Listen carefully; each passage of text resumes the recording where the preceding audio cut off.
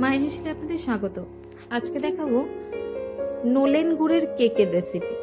তার জন্য আমি নিয়েছি 2 কাপ ময়দা, তার বদলে নিয়েছি 2 টেবিল চামচ মতো টক দই, তার মধ্যে হাফ কাপ চিনি গুঁড়ো এবং 2 থেকে 2.5 টেবিল চামচ মতো নোলেন গুড়।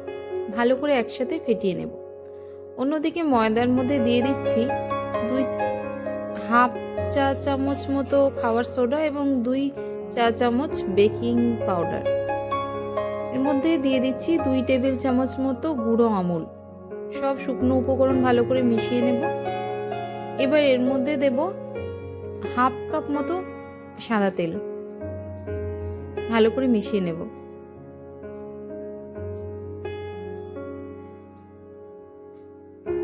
ময়দার ময়ানটা ভালো করে হয়ে গেলে এবার যে নোলেন গুড়ের মিশ্রণটা তৈরি করেছিলাম সেটা এর মধ্যে দিয়ে দেবো। তারপরে তাকে ভালো করে মিশিয়ে নিয়ে এবার অল্প অল্প করে প্রয়োজন মতো দুধ দেব। দেখুন হয়ে গেছে ফেটানো। এর মধ্যে আমি দিচ্ছি ছোট করে কেটে নেওয়া কাজু বাদাম। এবার বাটিতে নিয়ে সেখানে অয়েল ব্রাশ করে কেকের ব্যাটারটা এর মধ্যে দিয়ে দেব।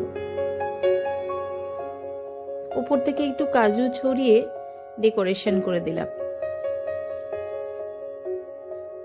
আজকে আমি কেকটা বানাচ্ছি আমার ইলেকট্রিকের কেক ওভেনে।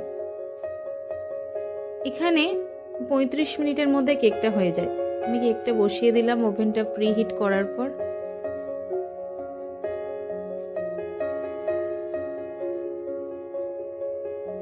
পঁয়ত্রিশ মিনিট পর দেখুন কেকটা আমাদের সুন্দর রেডি হয়ে গেছে।